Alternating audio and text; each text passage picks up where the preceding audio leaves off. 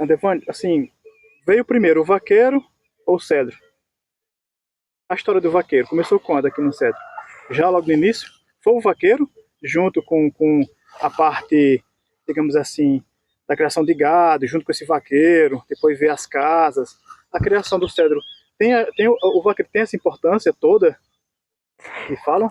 Tem, ela está de forma, tá muito Uma ligado, direta. de forma direta, mas eu ainda coloco, por exemplo, quando a gente remonta à história de Manuel Joaquim Leite, por exemplo, que era um professor e tinha inclusive bons relacionamentos com padres de fora e políticos, Mas eu tô né? falando, assim, porque assim, as primeiras casas, os primeiros movimentos de como cidade, não para José Urias, sabe? José Urias, a cidade já estava pré-determinada, já estava querendo esse municipal. Mas na época de Manuel Joaquim Leite ainda era as primeiras casas ali. Ele usava, O cedro virou cedro. sim, ele usava como apoio. Ele usava como apoio ali dos tropeiros, né? Então, assim, efetivamente, não tinha nem muita casa ainda não. A municipalização veio nessa época também. Então, Posterior a isso.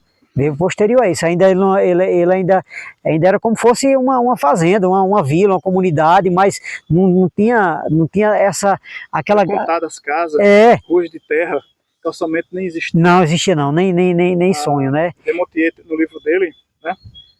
Essa de Madeira de Lei, você vê muitas fotos das feirinhas. Isso data, por exemplo, de 1913, né, ele mesmo estava postando bilhetes, por exemplo, de fazer a primeira capelinha. Então, assim, nem isso não tinha, porque a primeira comunidade que você faz é um lugar para você orar, rezar, né, as casas você vai, e nem isso praticamente não tinha no Cedro ainda, né? A memória afetiva da gente é tão forte, Andevani, que numa das fotos lá do livro de Montier, eu vi o caminho, que me veio, assim, nitidamente o caminho até aquele açude de trás da Vó de Cleison. As casas que era de trás da Vó de Cleison, contadas, se contava 3, 4 casas por ali, para seguir naquela estradinha e para aquele açude para emergência. Ó, Regi, 11 homens e mulheres com carroças e lama. Você vê só, há 40 e poucos anos atrás, por exemplo, ou menos que isso, eu ia para a escola com 6 anos de idade, a pé, como era de costume, com medo das lendas que o pessoal colocava, dos ciganos. Que matava a gente de medo. Não era lenda, era real. Do tira-figo, do não sei o que, assim. O velho do saco. O velho do saco. E assim, as primeiras casas que você via ali na entrada da cidade, as casinhas caindo, bem de taipa, velhinha. Quando você entrava na Rua do Campo ali, tinha a casa... as casas com muros de vara. Uma casa ou outra perdida, por exemplo, a casa da mãe de seu dito sindicato, ficava ali próximo da minha casa hoje na Rua do Campo. Você olhava assim no horizonte, você não via praticamente mais casa, uma casa ou outra perdida. Então, assim, era isso porque, olha só a idade que eu já tinha já. Chegou a ter uma vaquejada atrás lá de casa. Ou seja, não tinha nada. Era só mato e terra, né? Verdade. Aí ali atrás da tua casa ainda não tem aquele campo de Ticamila ainda. Eu fiz educação física ali. Quantas vezes ali, até Luiz Mati era professor da gente, né? colocava a gente para correr ali naquele campinho ali. Esse campo ali foi... Maracanã, porque o Aveloz cercava por completo. Era. Aí tinha parede, sim, gigantesca, que Aveloz... Hoje praticamente 100% dos jovens de hoje jamais nem sonha que ali tem um campo de futebol ali. Porque não tem como eles imaginar. Então, Rua do Campo. Por que Rua do Campo? Né? Homenagem ao próprio campo de futebol que tinha ali nessa área, né? Mesmo, a gente para agora mesmo. É legal demais, viu? Finalmente associei. Mas não é isso. Mas bem rapidinho sobre os vaqueiros, a questão de... Sim, os vaqueiros vieram junto, né, com a agropecuária, né? Sim.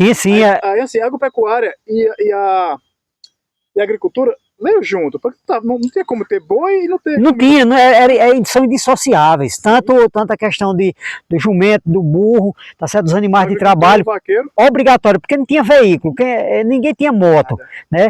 Alguma pessoa rica podia ter uma bicicletinha, mas nem estrada não tinha direito para andar, então era jumento, o burro e o gado para mexer, né? Isso no início mesmo, né? Isso no início mesmo, né? Não tinha, você vê, né? Qual a estrada que existia, né? Existia caminhos, O né? vaqueiro foi a grande primeira profissão, então, né? Porque não existia escola, não existia nada. Não existia, não. Medicina, qualquer outra coisa nesse sentido, engenheiro, não existia, não. professor... Tinha que ter agricultura para poder plantar o feijãozinho, o milho, né? Aqueles milho verdadeiro que eles plantavam antigamente. Por que milho verdadeiro não? Hoje é porque você planta milho com a tecnologia e 30 dias, 50 dias já está colhendo milho. Aquele tempo era 2, 3 meses para esse milho colher, então era uma coisa fenomenal.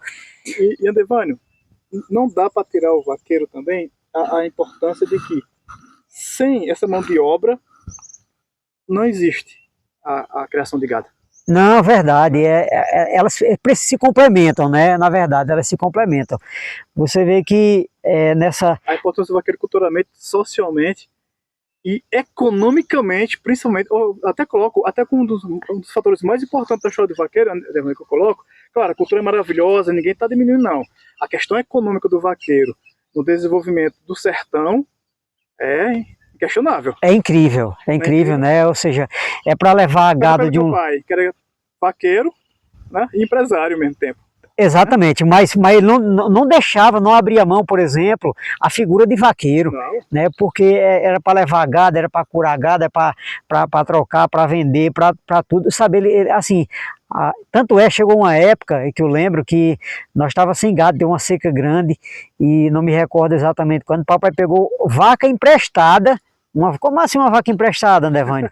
Uma vaca para poder ficar cuidando dessa vaca e tirar leite para que nós pudéssemos tomar esse leitinho de manhã com café. Então, assim, a vaquinha ficava lá, né, ele cuidando dessa vaca até o bezerro já está grande para poder separar, mas não... a sobrevivência da vaca. Exatamente. Pelo leite. Era uma coisa, era difícil, uma época muito difícil, mas ele não se apartava, se é que eu posso falar assim, não deixava de lado. De cuidar de gado, né? Sempre esteve. Nas festas tanto de vaquejada como as festas das lajes, quantas vezes vaqueiros se reuniam na nossa casa, literalmente na nossa casa, para organizar a ida, né, aqui por dentro, vindo aqui pelo São Bento, pelo interior aqui, pelas estradas, não existia a história de encaminhar os cavalos. E aí, meu filho, matava guiné, galinha, né, o capote, como eles chamavam, e arrumava 5, 8, 10 vaqueiros e saíam daqui de casa tudo encorado para essa festa das lajes. Nunca perdeu exatamente uma festa das lajes.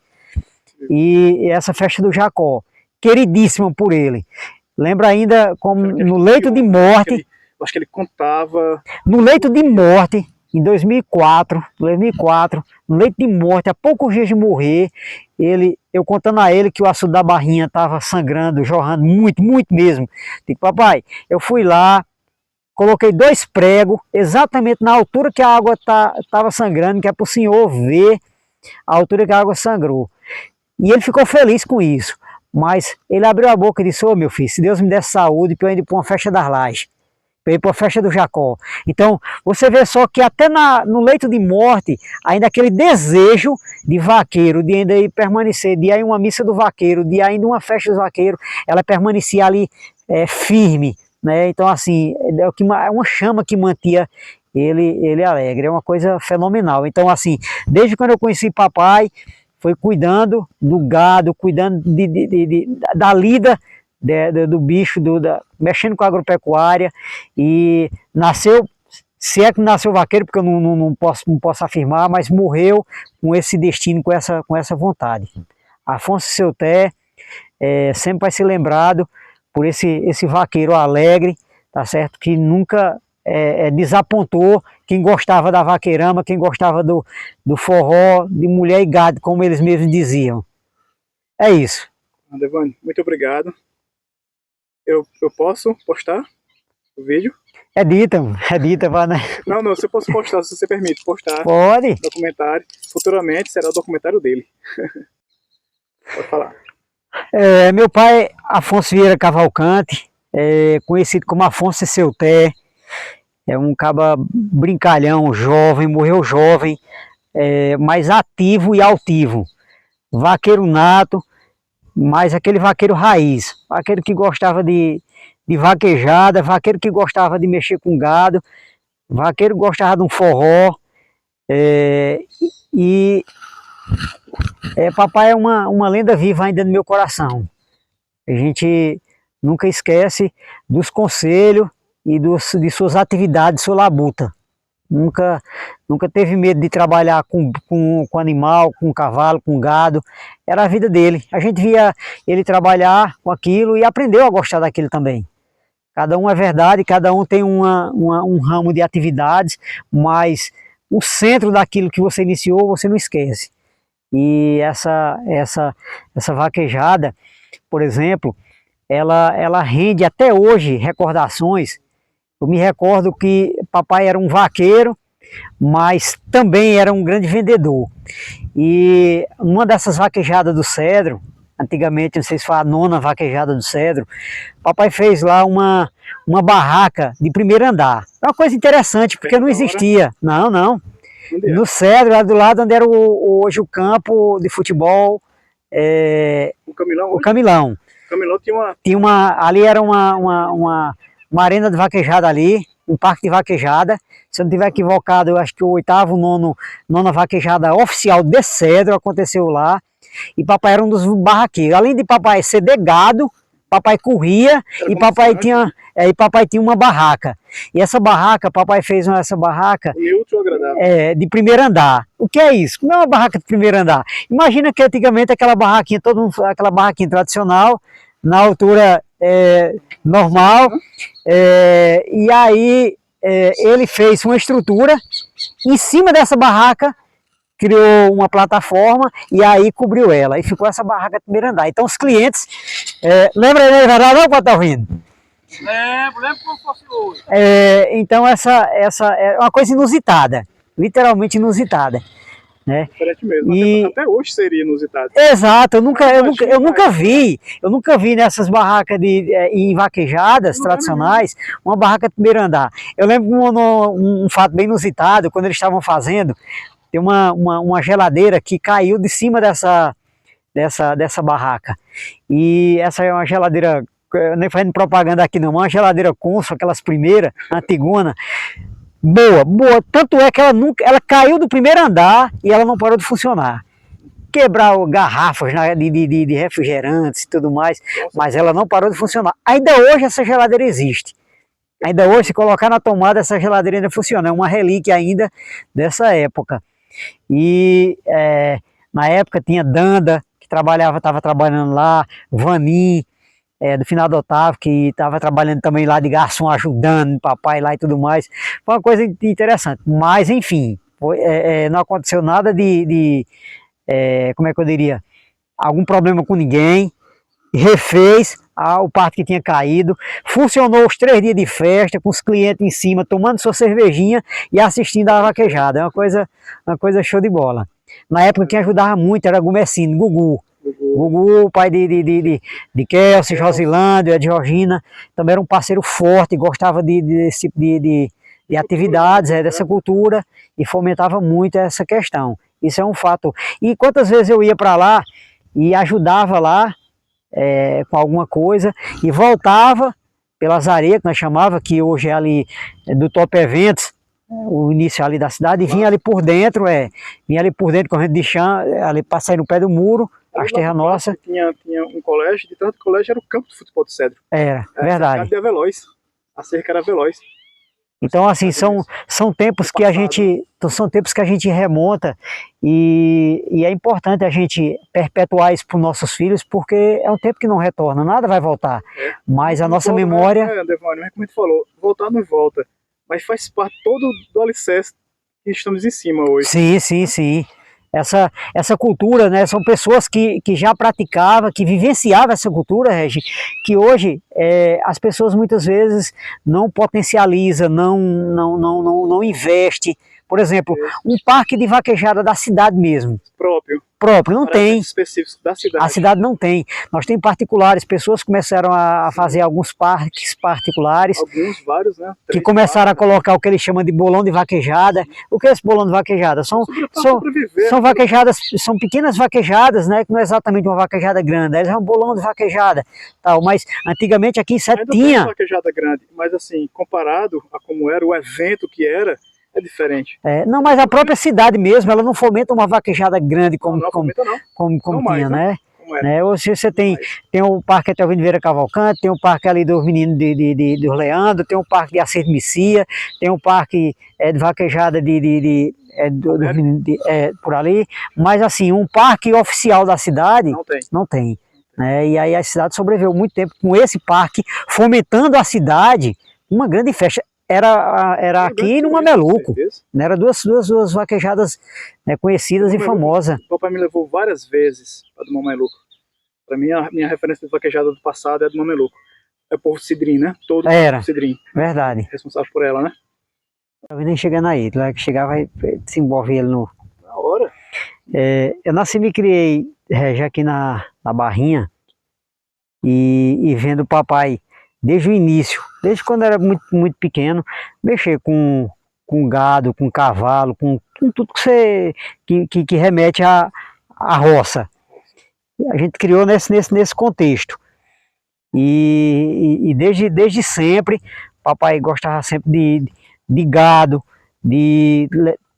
na época da seca aqui, que era muito pesada aqui, papai tirava o gado daqui de madrugada e levava para a serra. Nessa época era o refúgio. Isso, não me lembro quando era criança, né? Era o refúgio, era uma festa, literalmente.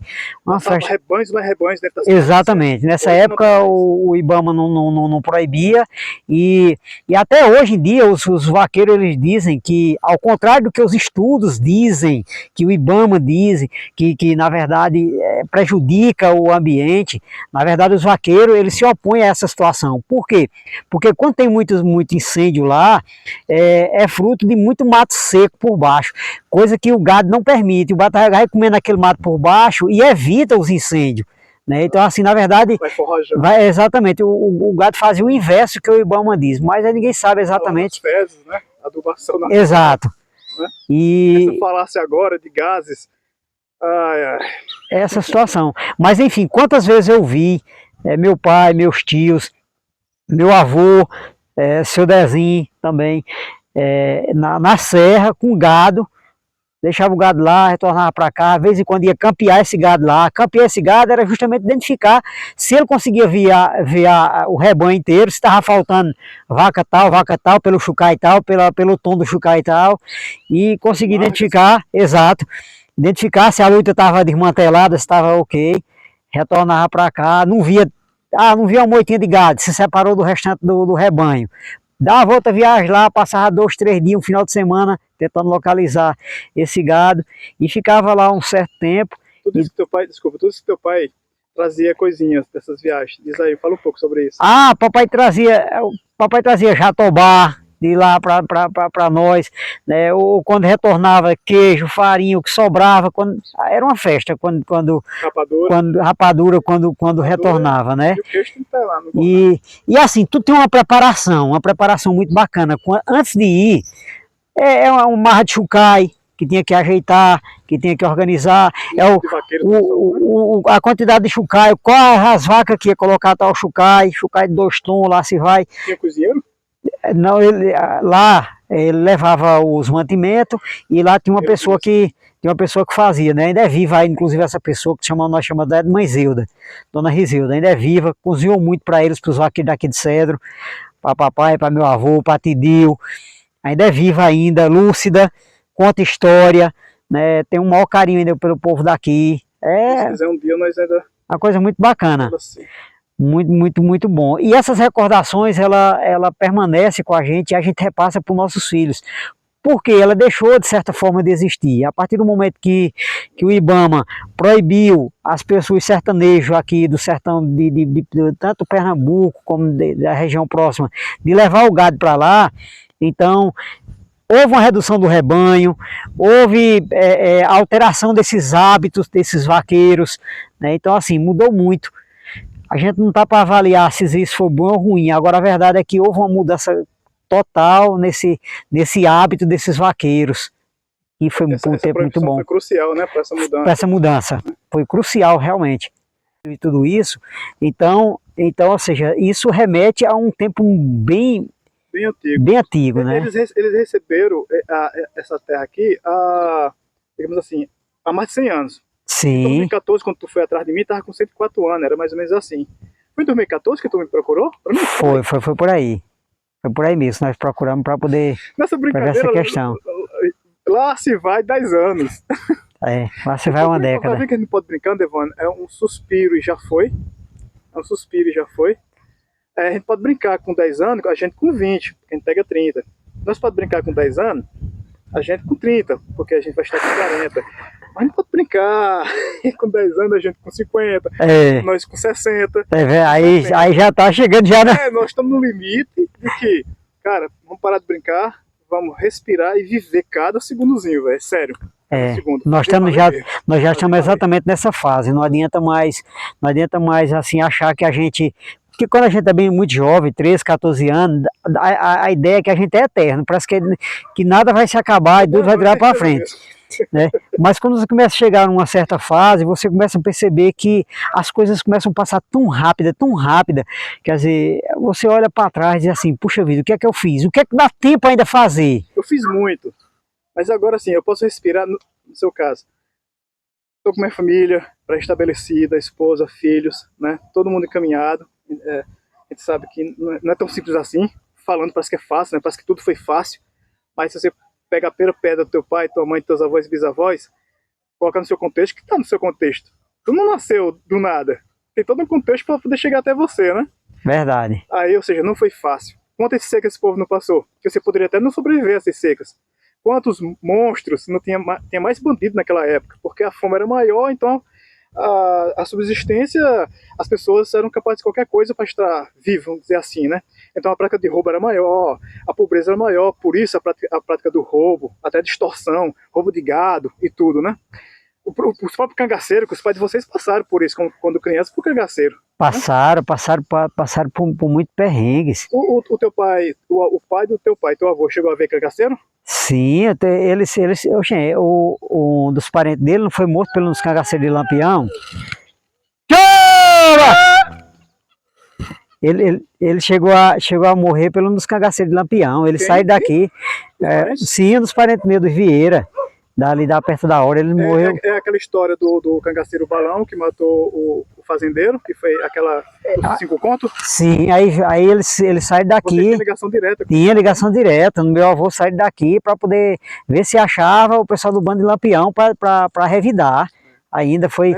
Nessa época, Andevânio, de acordo com o que eu li, a Lampião foi para uma fazenda em Serrita e pediu 40 conto. Se ele pediu 200 conto para uma cidade gigante, 40 conto para um fazendeiro é muito dinheiro. Ou então a filha dele. A filha dele era famosa pela beleza, coisa de filme mesmo. Então os jovens, não pelo fazendeiro, mas por ela, sitiaram, né? Ficaram no sítio, esperando o bando e mataram o cangaceiro Tempero, nessa brincadeira. Na fuga, não houve a ordem de dizer, solte o parente de vocês. Se não tem a ordem para soltar, é para eliminar. Aí o Balão, né, que viveu até os 99 anos, sem ninguém tocar nele em nada, né, pagou a pena dele, entre aspas, né, perante a justiça, matou ele. Né. Teve essa ligação direta com o pessoal, e é porque o povo dos Vieiras, o pessoal sempre falava que era um pessoal pacato, tranquilo, não era povo de briga não, nunca foram. O Lampião tinha com a pessoa que foi morta, o fazendeiro em si, um grande amigo e aliado entre aspas, porque você tem que ser aliado ou morria, então não é questão do que eu gosto de Lampião, ele vem na minha casa, eu vou dar comida, então ele cansou de Lampião ir na fazenda, só que na época que Lampião não queria comida, queria dinheiro, aí sequestrou ele e firmou aquela quantia de 5 contos, né? Certamente era para arrecadar fundos para lutar contra as volantes, né? Não sei qual foi o período, eu vou dar uma estudada, mas se for no período de volantes, seria por causa das volantes. Se foi no final, é que ele estava juntando para ir embora para Sergipe, né? Onde ele chegou a morrer, né? Como é o nome dela? Malu. Diga a ela que eu sou de bem, que eu tenho uma doença chamada fobia de cachorro. É os cachorros dos vizinhos ali, mas... Aí, nesse meio, teu pai é vaqueiro. Fala um pouco, Andevane, teu pai. Como vaqueiro. Rapaz... Claro, é homem do campo, tudo. Fala um pouco do vaqueiro. Eu me criei aqui na Barrinha, nasci